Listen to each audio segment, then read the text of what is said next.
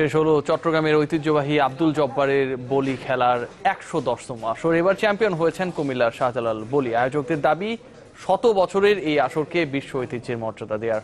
এমদাদুল হকের রিপোর্ট আর ছবি তুলেছেন সলিমুল্লাহ। ঢোলের তালে আবহমান বাংলার ঐতিহ্যকে বরণ। চট্টগ্রামের লালদিঘি মাঠে আব্দুল জব্বারের বলি খেলার ১১০তম আসরে এই আনন্দ উচ্ছ্বাস। স্কুলের শিক্ষার্থী থেকে ষাটোর্ধ্ব বৃদ্ধ, শক্তিমত্তা আর কৌশলের লড়াইয়ে কুস্তিগিররা। এবার ১৫০ জন নাম লেখালেও খেলার সুযোগ পেয়েছেন ১১৩ জন। ফাইনালে মুখোমুখি হন গতবারের দুই ফাইনালিস্ট।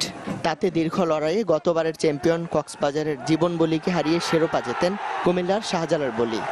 পুরস্কারটা আমি পাই না, সেই পুরস্কারটা আমি পাইছি, আমি চ্যাম্পিয়ন হয়েছি। সবাইকে ধন্যবাদ, সবাই আমার জন্য দোয়া করবেন।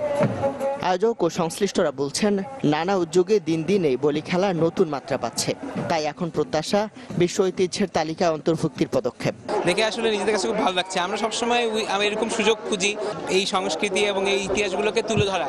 সো আমরা আমাদের বিভিন্ন রকম ডিজিটাল সেবা এবং সোশ্যাল মিডিয়ার মাধ্যমে এইবার এই জব্বারের বলি খেলাটাও বাংলাদেশের সবার সামনে তুলে ধরবো। যারা এ ধরনের খেলার আগ্রহী তাদেরকে যদি একটু আপনারা সহযোগিতা করেন বিভিন্ন কর্পোরেট শাখা, তাহলে এই খেলাটার মান আরও বাড়বে।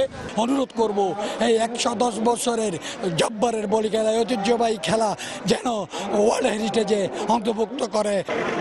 বলি খেলার পাশাপাশি লালদিঘি মাঠের চারপাশে চলছে নানা লোকজ পণ্যের বৈশাখী মেলা।